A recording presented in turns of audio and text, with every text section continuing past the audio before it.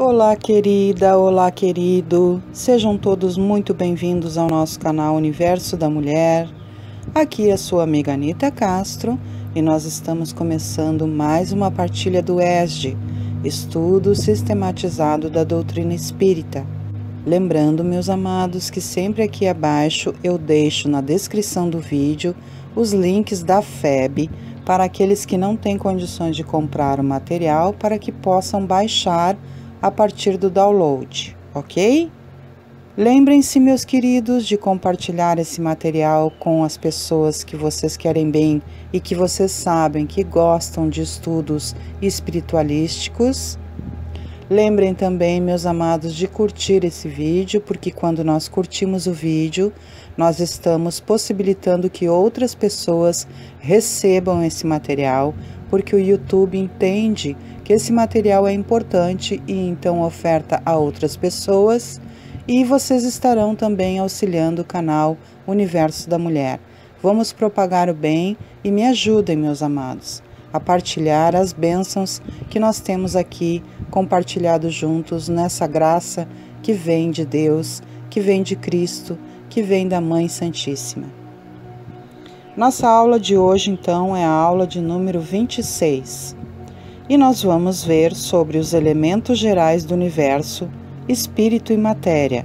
E os objetivos específicos desta aula é analisar as características de espírito e matéria e refletir sobre as relações de ambos.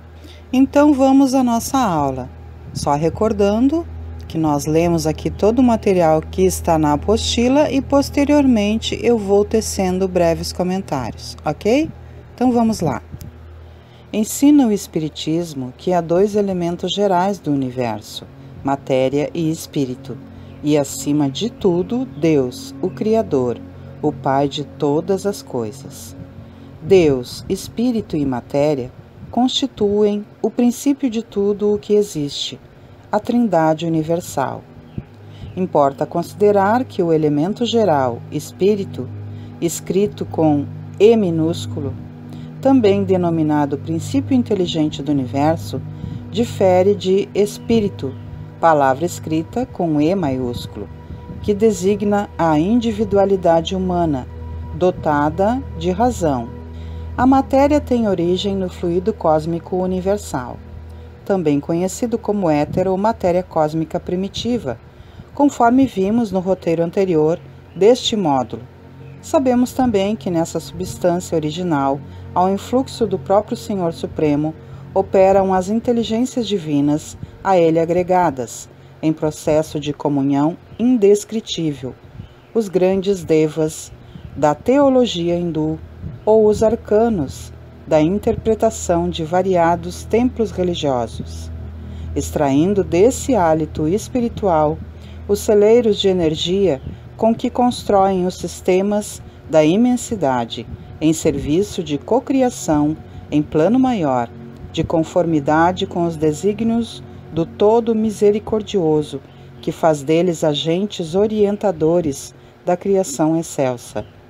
Sob a direção das inteligências superiores, congregam-se os átomos em colmeias imensas, e sob a pressão espiritualmente dirigida de ondas eletromagnéticas, são controladamente reduzidas as áreas espaciais intraatômicas, sem perda de movimento, para que se transformem na massa nuclear adensada de que se esculpem os planetas, em cujo seio as mônadas celestes, princípio inteligente, encontrarão adequado berço ao desenvolvimento. Temos assim a luz e o calor, que teoricamente classificamos entre as irradiações nascidas dos átomos supridos de energia. São estes que, excitados na íntima estrutura, despendem as ondas eletromagnéticas.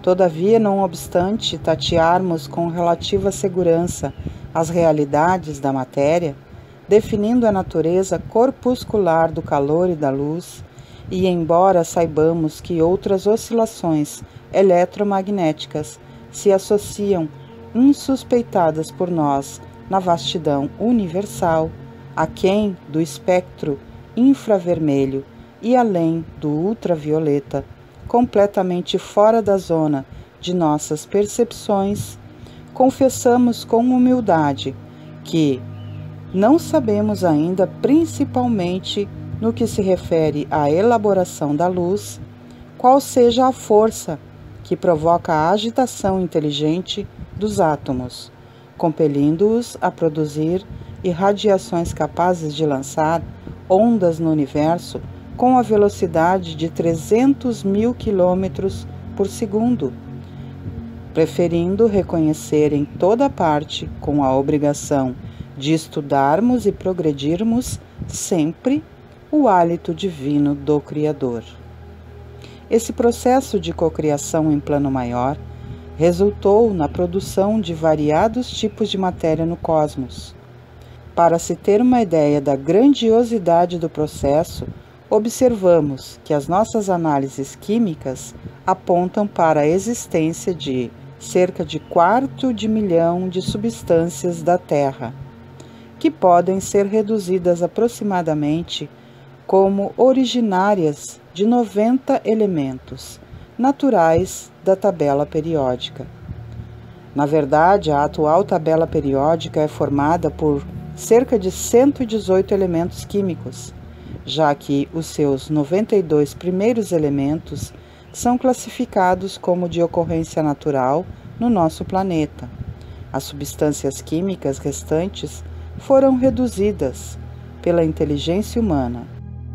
Emmanuel nos esclarece que a química necessita apresentar essa divisão de elementos para a catalogação dos valores educativos, com vistas às investigações de natureza científica no mundo. Contudo, se na base estão os átomos, na mais vasta expressão de diversidade, mesmo assim tenderá sempre para a unidade substancial, em remontando com as verdades espirituais as suas fontes de origem. Aliás, em se tratando das individuações químicas, acrescenta o benfeitor, já conheceis que o hidrogênio, no quadro dos conhecimentos terrestres, é o elemento mais simples de todos. Seu átomo é a forma primordial da matéria planetária, constituindo-se do sistema absolutamente simplificado, porque é composto de um só elétron, de onde partem as demais individuações no mecanismo evolutivo da matéria em suas expressões rudimentares. Observando a matéria existente no nosso planeta, constatamos que não há o que pareça tão profundamente variado, nem tão essencialmente distinto, como as diversas substâncias que compõem o mundo. Entre os objetos que a arte ou a natureza nos fazem passar diariamente ante o olhar, haverá duas que revelem perfeita identidade ou sequer paridade de composição? Quanta dessemelhança sob os aspectos da solidez, da compressibilidade, do peso e das múltiplas propriedades dos corpos entre os gases atmosféricos e um filete de ouro entre a molécula aquosa da nuvem e a do mineral que forma a carcaça óssea do globo. Que diversidade entre o tecido químico das variadas plantas que adornam o reino vegetal e o dos representantes não menos numerosos da animalidade na terra.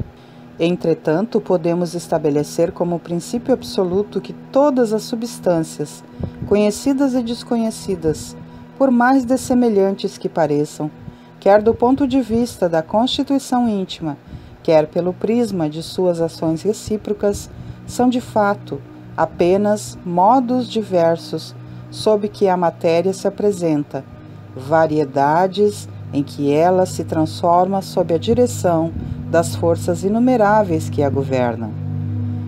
Se observa tão grande diversidade na matéria, é porque, sendo em número ilimitado as forças que hão presidido as suas transformações e as condições em que estas se produziram, também as várias combinações da matéria não podiam deixar de ser ilimitadas. Logo, quer a substância que se considere pertença aos fluidos propriamente ditos, isto é, aos corpos imponderáveis, quer revista os caracteres e as propriedades ordinárias da matéria, não há em todo o universo senão uma única substância primitiva, o cosmo, ou matéria cósmica dos uranógrafos. Formação do princípio inteligente. Os espíritos orientadores da codificação espírita afirmam que não é fácil analisar a natureza íntima do espírito, aqui entendido como princípio inteligente, pela nossa linguagem, uma vez que esse princípio, mesmo sem representação inteligente para nós, significa alguma coisa para eles, espíritos possuidores de esclarecimento superior. Informam também que a inteligência é um atributo essencial do espírito, mas não o é princípio inteligente, e que, devido à limitação dos nossos conhecimentos, podemos facilmente confundir o atributo com a causa. Os espíritos orientadores afirmam que o espírito ou princípio inteligente independente da matéria, sendo, ao contrário, distintos um do outro. No entanto, informam que a união do espírito e da matéria é necessária para intelectualizar a matéria. Refletindo a respeito, perguntamos: qual é o verdadeiro significado da expressão intelectualizar a matéria? Como é que uma matéria pode ser intelectualizada?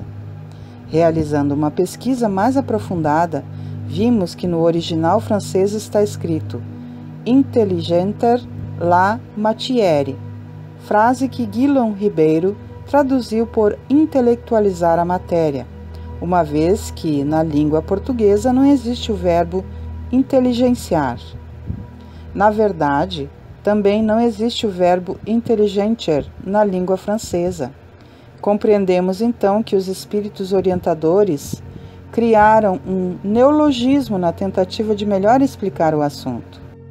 Etimologicamente, o verbo intelectualizar origina-se de intelecto, do latim intellectus, e quer dizer dar caráter intelectual a, dar forma ou conteúdo racional, elevar algo, um sentimento, uma discussão, a categoria das coisas intelectuais. Por outro lado, intelligenter ou inteligenciar, caso existissem, respectivamente em francês ou em português, originaria do vocábulo inteligência, do latim intelligentia, de diferentes significados. Citemos alguns. Inteligência é um substantivo que pode ser entendido como faculdade de entender, de compreender, de conhecer, de aprender. Juízo, discernimento, penetração do espírito, conjunto de funções psíquicas e psicofisiológicas que contribuem para o conhecimento ou compreensão das coisas e significado dos fatos. Para a psicologia, é a capacidade de apreender e organizar os dados de uma situação, em circunstâncias para as quais de nada servem o instinto, o aprendizado e o hábito. Ainda na psicologia, é a habilidade em tirar partido das circunstâncias. Para a metafísica, é a substância espiritual e abstrata considerada como fonte de toda a intelectualidade. Entendemos assim que intelectualizar a matéria está relacionada, em última análise, à capacidade ou à habilidade de o princípio inteligente conhecer ou compreender a matéria e, quando em contato com esta, imprime-lhe ajustes e organizações, tantas quantas forem necessárias. A ligação matéria-princípio inteligente é conduzida pela ação dos espíritos crísticos, diretamente ligados à inteligência divina, os quais retiram do fluido cósmico universal os elementos necessários à formação de novas substâncias e novos corpos materiais. Em outro sentido, a ação dos espíritos superiores faz que também sejam repercutidas no princípio inteligente os ajustes e organizações impressos na matéria, de forma que novos aprendizados ocorram igualmente no princípio inteligente, e este possa gerar sucessivamente matérias em níveis de complexidade inimagináveis. Existe uma certa dificuldade em concebermos os princípios material e inteligente atuando isoladamente na natureza. Acreditamos que este foi um dos motivos que levou Kardec a perguntar aos espíritos superiores: essa união é igualmente necessária para a manifestação do espírito? Entendemos aqui por espírito o princípio da inteligência, abstração feita das individualidades que por esse nome se designam. É necessária, dizem eles, a vós outros, porque não tendes organização apta a perceber o espírito sem a matéria. A isto não são apropriados os vossos sentidos. Esta resposta nos faz concluir que a nossa condição evolutiva representa um impedimento natural à percepção mais aprofundada dos dois princípios gerais existentes no universo. Parece que a compreensão do assunto requer não apenas condições intelectuais adiantadas, mas também uma organização física mais especializada. As orientações da revelação espírita indicam, em síntese, que há dois elementos gerais do universo, matéria e espírito, e acima de tudo Deus, o Criador, o Pai de todas as coisas. Deus, espírito e matéria constituem o princípio de tudo o que existe, a Trindade universal, mas ao elemento material se tem que juntar o fluido universal, que desempenha o papel de intermediário entre o espírito, princípio inteligente, e a matéria propriamente dita, por demais grosseira, para que o espírito possa exercer ação sobre ela, embora, de certo ponto de vista, seja lícito classificá-lo com um elemento material, ele se distingue desde por propriedades especiais. Se o fluido universal fosse positivamente matéria, razão não haveria para que também o espírito não o fosse.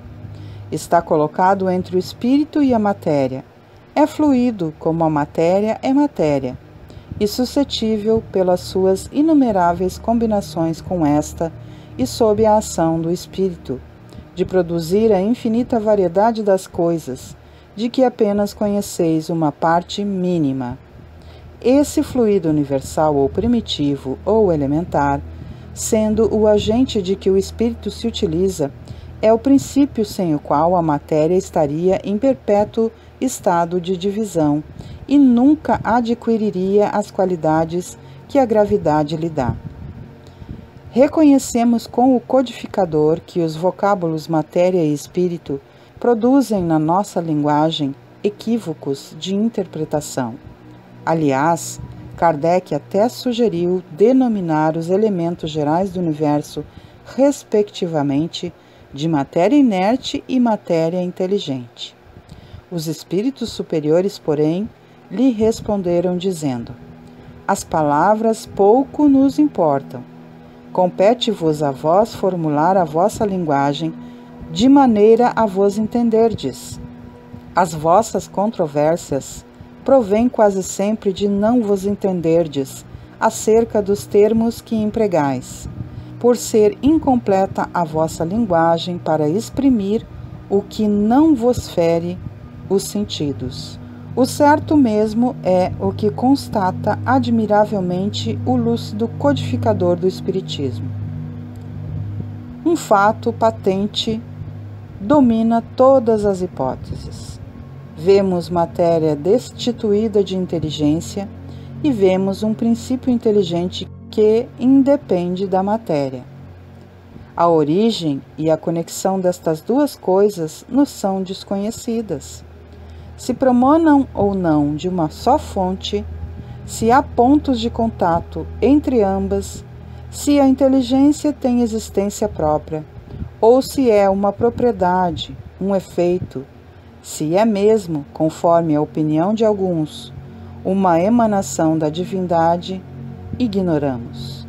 Elas se nos mostram como distintas, daí o considerarmos-las formando os dois princípios constitutivos do universo.